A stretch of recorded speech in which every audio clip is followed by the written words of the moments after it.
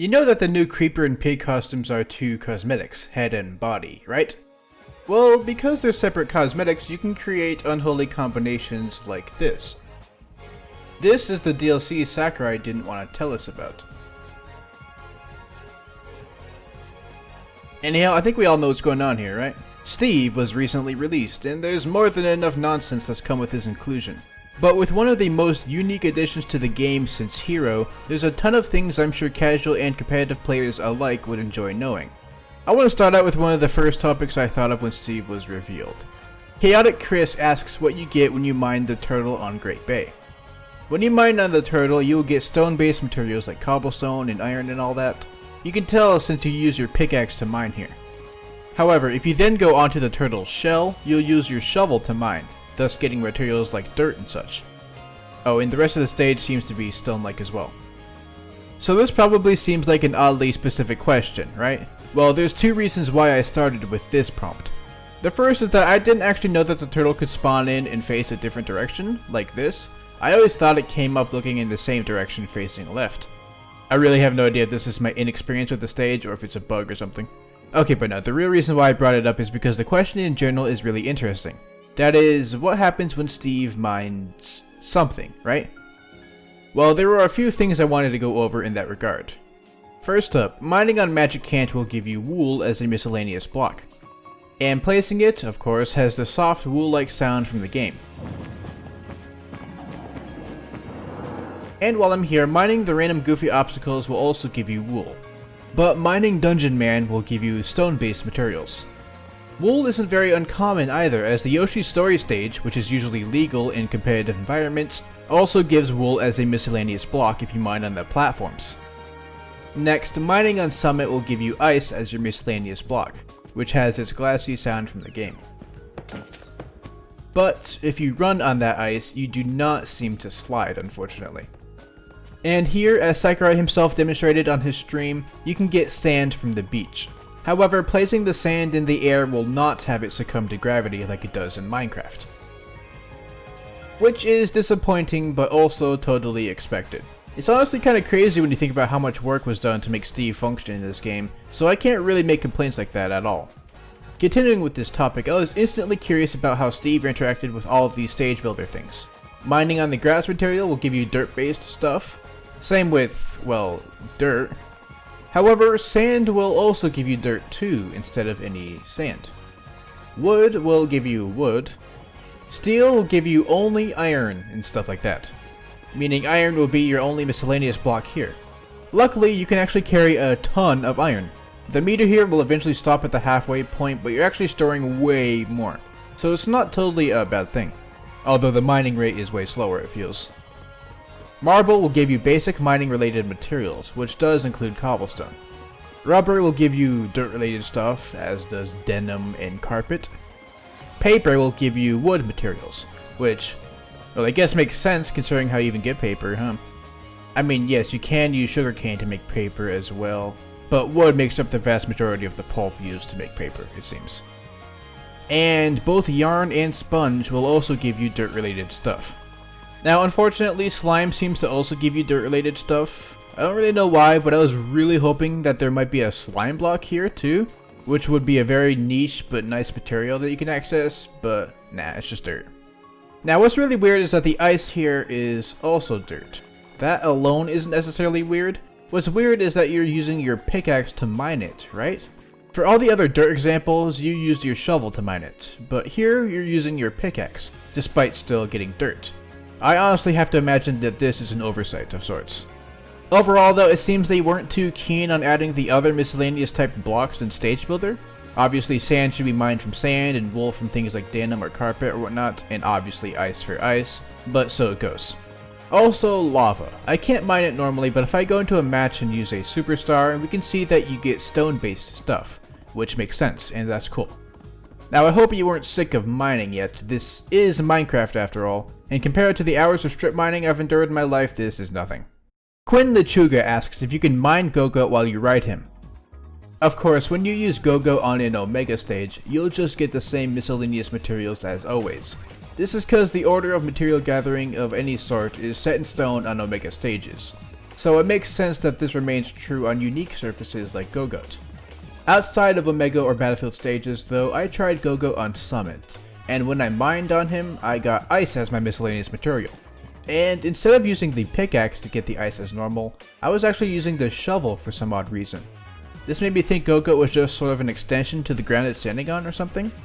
So going from this, I was also curious about rolling crates. Doing this on an Omega stage led to the same results as Go-Goat, of course, but when I went to Summit, I actually got wood instead of ice. So it's not like it's an extension of the ground you spawn it on, but rather it's its own entity. But I did a test on Great Cave Offensive next. This material I'm testing on normally gives me stone-based materials. Using the rolling crate, we again see wood being obtained, which confirms how that works. However, when I use Go-Goat, instead of getting stone-based materials that I'd have thought I get dirt-based materials. And when I did this with the CPU, it was still the same here. So it's not like it's based on where the spawn point of the player who spawned it in was anyways, which was my first theory. So, I don't know, I guess on each stage Go-Goat gives you a random set material or something? It's really weird. Also, when you mine the metallic looking crate, you'll actually get the same materials as when you mined on, say, the steel material from the stage builder. Only iron, gold, redstone, and diamond.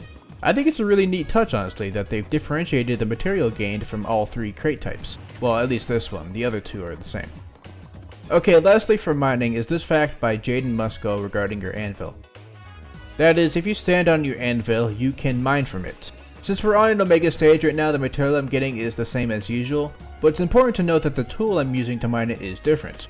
I'm using the pickaxe instead of the shovel as normal. While Omega stages don't change the material you get, they do change the tool you need to use to harvest it, which is a very interesting mechanic that makes counterpicking an option for even Omega variants. You saw how I used the shovel on the Minecraft stage, and even on Omega Final Destination. But on Omega Battlefield, you'll use your pickaxe. On the other stages, you use your shovel, which is actually the only time you use your shovel, meaning all of its durability goes towards mining. But with the pickaxe, you use its durability by both mining and with your forward and back air as a dash attack. Very important parts of your toolkit. Okay, here, normally I can just mine straight and be barely short of diamond. However, if I use a few forward airs first, my pickaxe then breaks way before I get to diamond. So you can technically counterpick Steve to stages where he uses his pickaxe to mine instead of his shovel, as this causes him to use more of his resources constantly. Anyways, that was a gigantic tangent. Back to the anvil fact, doing this on a non-Omega stage, we can see that mining it will give you just the valuable ores. And actually, it only costs 1 iron to make an anvil, but mining it will give you at least 1 iron back, usually more. I guess this is a safe way to get important materials quickly, but it does still cost 1 iron to use the anvil. Another way to do this is with TNT, as you get the same materials as with the anvil, and it doesn't cost anything, and it lasts longer so you get more from it. But, you know, it's still dangerous. Now, I did compare rates, and since you mine on the TNT slower than the ground in this example, you don't get to the diamond that much quicker. It is quicker, but not that much. But, if you're close to diamond and need it ASAP and don't want miscellaneous blocks, this can be the strat. I don't know how viable it is though, but so you know. Alright, enough mining. I've got good news and bad news to update y'all on this new patch. First up, the T-pose glitch seems to work, which I'm really happy about. Of course, it probably means that my channel isn't quite big enough to where the content that I cover gets noticed by Nintendo, but hey, I'll take it. On top of this, the Z-axis glitch is also still present, just like I thought. If you want to learn more about either of these glitches, links to each respective video is in the description. That's the good news. The bad news is that the T-pose glitch does not seem to work on Steve, which as you can imagine is really saddening. I guess his very unique tumble animation style just messes with the setup. But the Z-axis glitch does work on him. It's hard to notice as unfortunately he doesn't exactly look different, but he is. A few things to note with this is that he literally can't seem to stand on his anvil anymore. He struggles to really place any redstone from his TNT, and his grab is actually easier to land in this state than it is for other people. So I use this as an example to easily test what data looks like in this glitch state, and as I thought, the CPU does get glitched as well and struggles to do much of anything. Back to Steve, Terrible Kermie Main asks if he has a unique animation for when he gets KO'd in stamina mode. I tested it out, and unfortunately when Steve gets KO'd here, he just sort of get launched. Nothing special. I was really hoping that his animation would be the same as the usual death animation in Minecraft, with the character turning red and falling to the side, but unfortunately they didn't include that here. Next one is by Jesus Calino de la Luz, asking about the color of the bed Steve sleeps in. As we know, when Steve falls asleep, his animation is him placing a bed and using that. But in Minecraft, you have loads of different colors for your beds. Did they add variety for your player color? When I change Steve to player 2 here, we can see that unfortunately, no. The bed color remains red. I definitely think this would have been a nice little touch too, but I guess you can't win them all. There are some nice touches featured though. Burbo here mentioned 2 of them to me, involving eating and climbing a ladder. That is, when you eat any food item, the sound effect will also include the eating sound from Minecraft, which you can also see with his side taunt.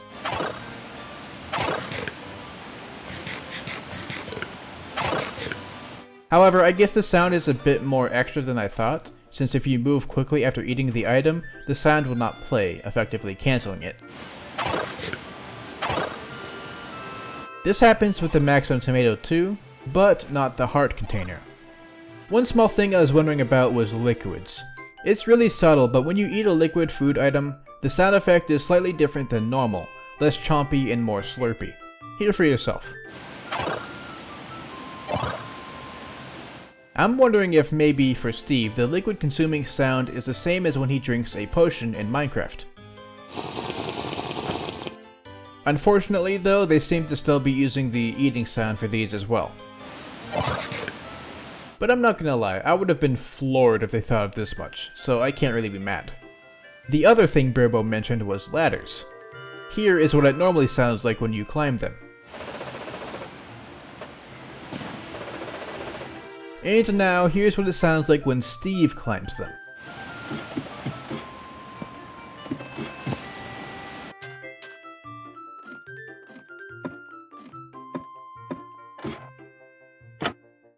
So I thought that was another nice little touch. Lastly, for nice touches, and this video as a whole, is this fact from Gamer the Void Gaming Center regarding fall damage. That is, if you fall from high enough,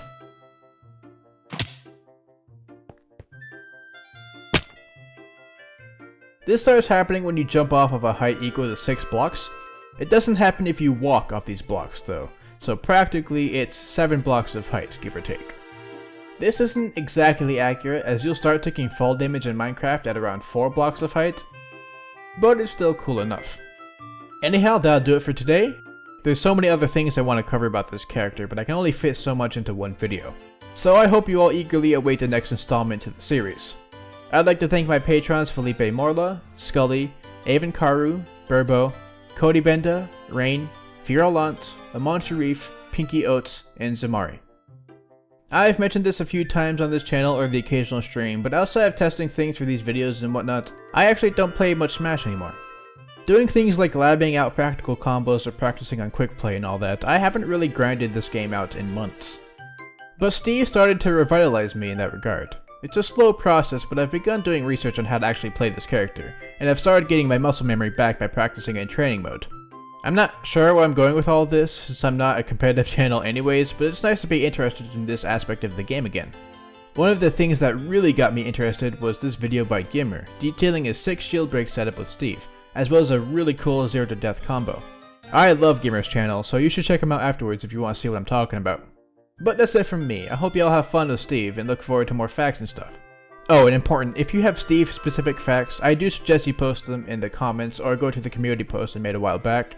Since my forums are still a bit behind, yada yada, been over this before, that way I can actually see the currently relevant Steve stuff. So with that, stay casual, and I'll see y'all later.